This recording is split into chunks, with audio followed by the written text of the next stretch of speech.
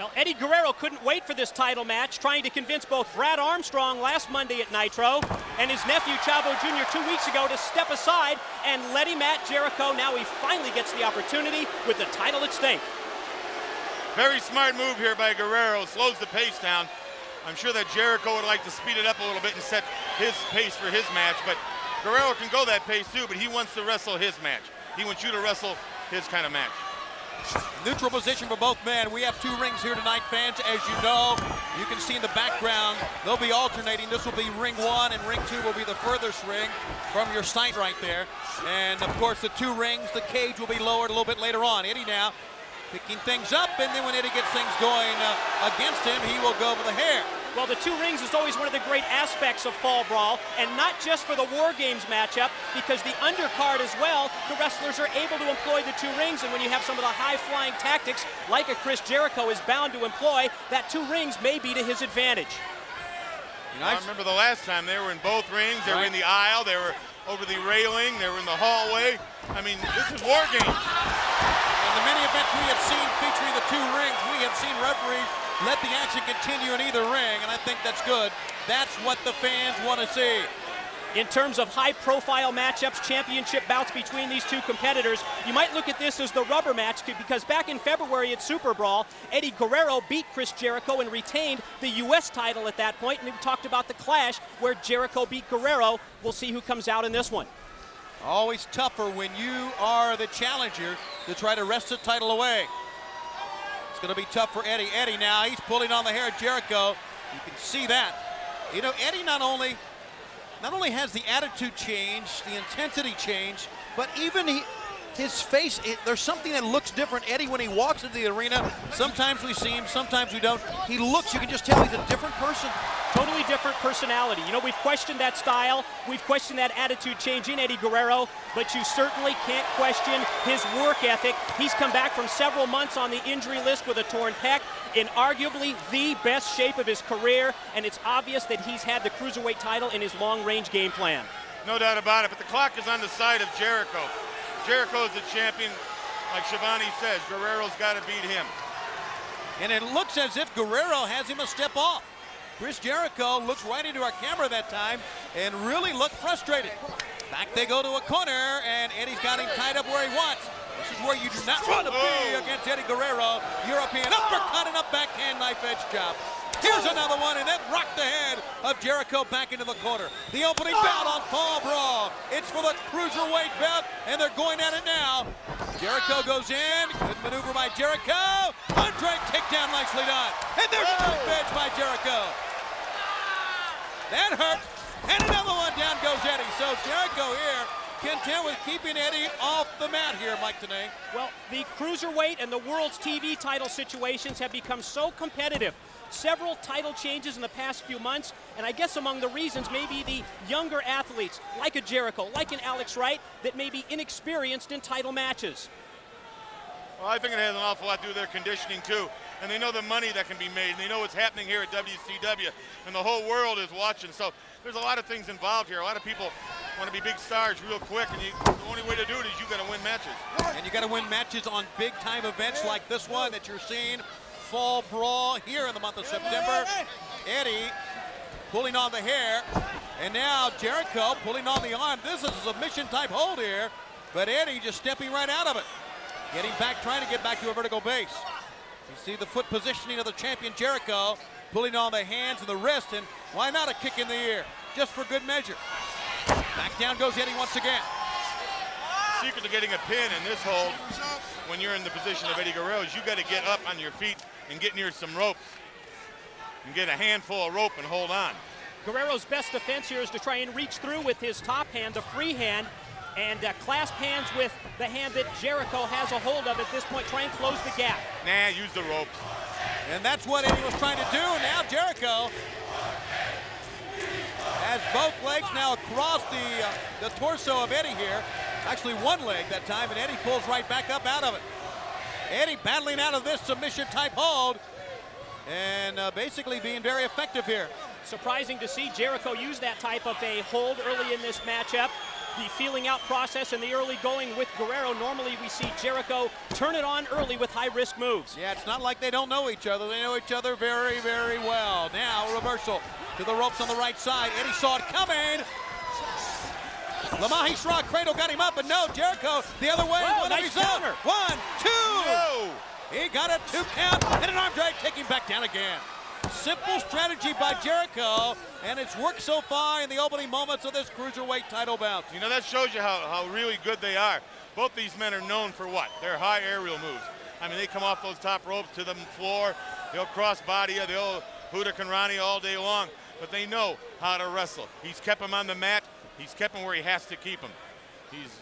He Huracanrani'd him. Yeah, I guess that's what he's done to him. Close enough. And really, if you think about it and you look at the styles of two men, Eddie is more of a high flyer than Jericho. Although Jericho has used that missile drop kick of his from the top, he's really, as of late, used more mat technique, using the Boston Crab, or what he calls the Lion Tamer, trying to get submission holds.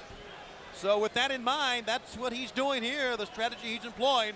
Eddie back up, and that brings Jericho with him. As a result, we would look for Jericho's strategy at some point along the line to be to work on the back of Eddie Guerrero, try and wear him down so that he could apply that Lion Tamer Boston Crab. Eddie that time may have saw a German suplex coming, but a back elbow stopped that. Oh! Down in that time, the upper body across the top. Jericho now needs to follow up with something. The Lion Salt! 1, 2, no! Thank you, no is right. It was only a 2 count in the Lion Salt. Got him down again, and back down he goes to the mat. Look at how red Eddie Guerrero's throat and chest is after that high elevation from Chris Jericho. He went throat first across that top steel cable. That's like falling off a 3-story building and landing on your throat on the rope. Or falling off the top of the Lawrence Joel Coliseum here. Big, big arena in Winston-Salem, North Carolina. Capacity crowd on hand. And as we said, as you fans know, following this sport throughout the years, this is Horseman territory. When the name Ric Flair was mentioned, they erupted in unison here. Guerrero trying to escape now from that top wrist lock. He goes over the top. And a good maneuver by Eddie Guerrero that time. It was very simply done, but it was effective. And now you see that it's Jericho choking from the top rope. A drop kick in the shoulder blade that time. And Jericho, you saw Jericho looking back, maybe to try to move out of the way, but he couldn't. He didn't know where he was coming from. The velocity of that drop kick as Jericho had his throat draped across the second rope. And now it's Eddie Guerrero mounting an offense, but you know, you talked about a torn pec, the chest injury he suffered earlier this year. You saw him hold it right there, Mike. It may be resurfacing here. Well, we'll see if in the course of this matchup that he relies on moves that he doesn't normally use because of that possible injury again. Eddie now will shoot him to the other neutral corner. He hit hard, and he couldn't even really get any momentum coming out. Down to his knees goes Jericho, and Eddie, oh my goodness, focusing on the back. Look at this hold, Mike. Chin lock taken from behind by Guerrero with extra emphasis put on trying to injure the back of Chris Jericho. Jericho's got to get his feet out. He's got to get sitting down. He's got to unscramble his legs. That's his only way out of it.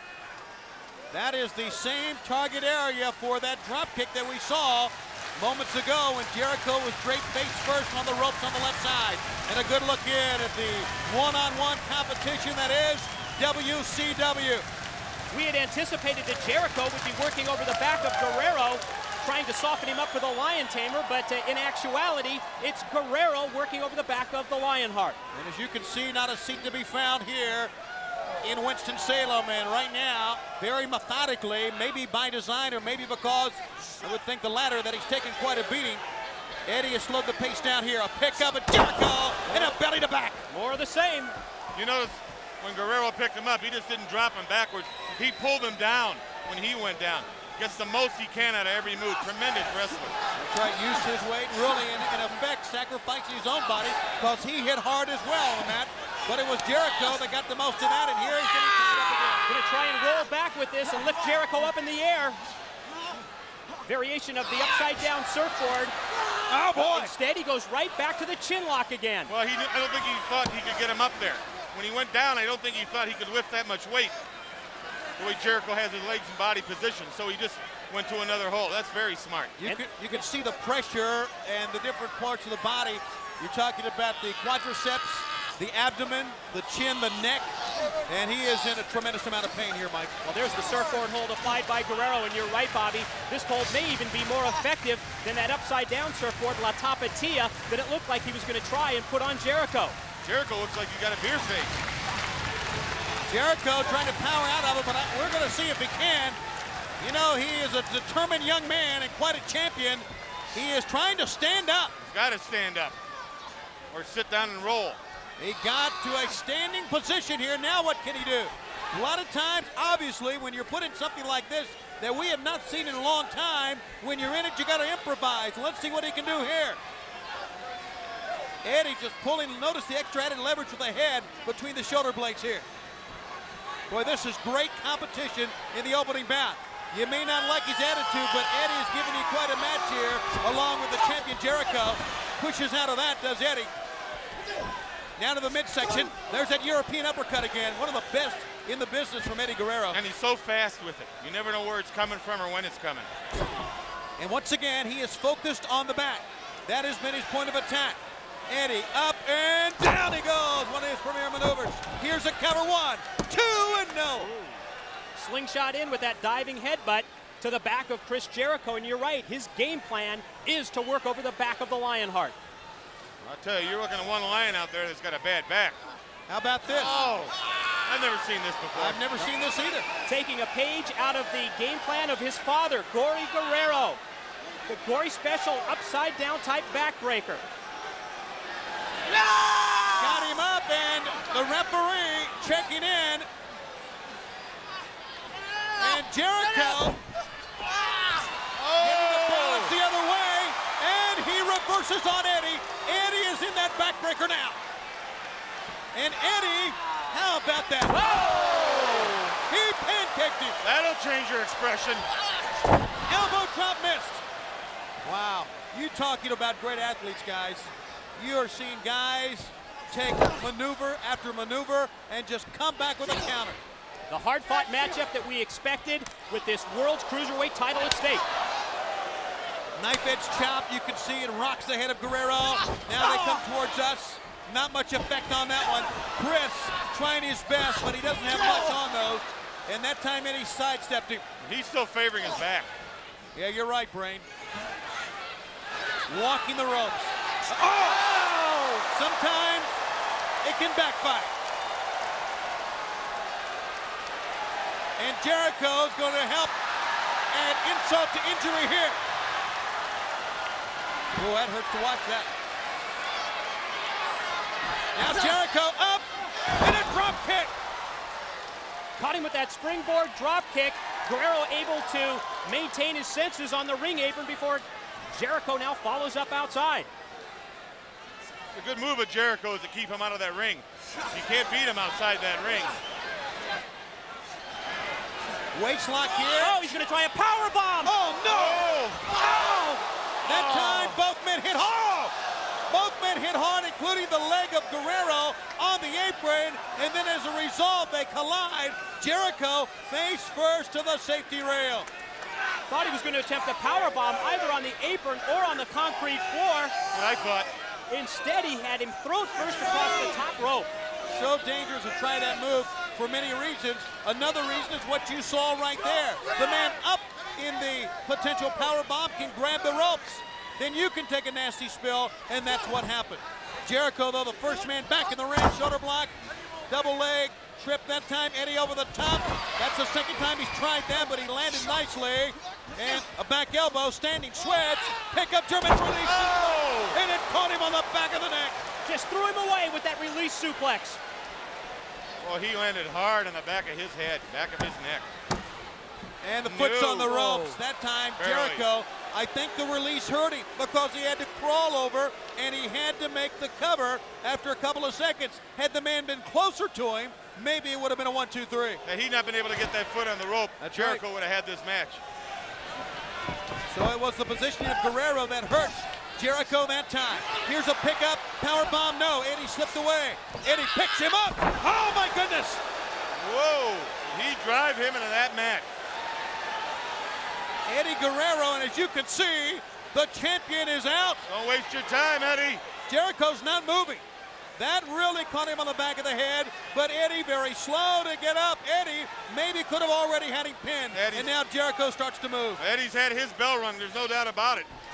Eddie runs into a power slam. 1, 2. He got him. He did not get him. He only got a 2. Just when we thought Jericho was spent, he gets that adrenaline rush and almost the 3 count off the power slam. That's exactly what it is. An adrenaline rush. Reversal. Into the corner. Up.